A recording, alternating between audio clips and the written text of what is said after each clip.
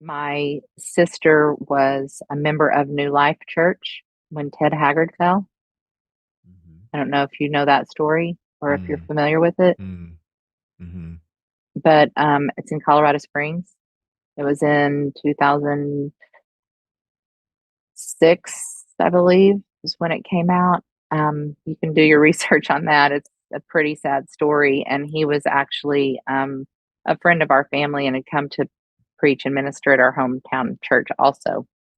Um, when he was let go from the church in 2006, they did a pastor search committee.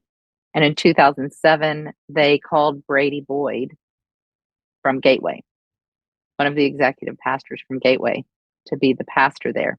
Mm. And my sister was a very active member in that church, and they called for anyone to come and speak to the board if they had any questions or wanted to present anything that there was a reason that he shouldn't.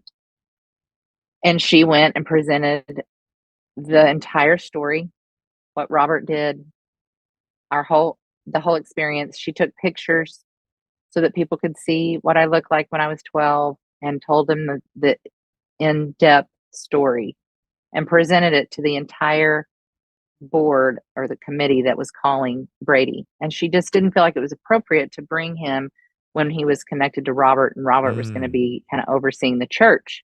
Just Right. didn't make sense. Why would you do that when we've Right. already gone through this trauma of Ted having a major moral failure? Right.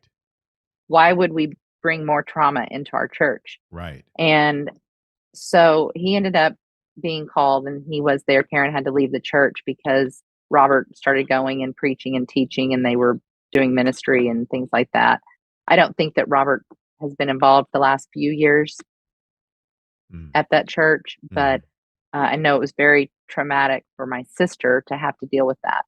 And just Yeah. the fact that she presented that to an entire church board and nothing was done Yeah. with the information. Yeah. Like, Yeah. I don't understand that.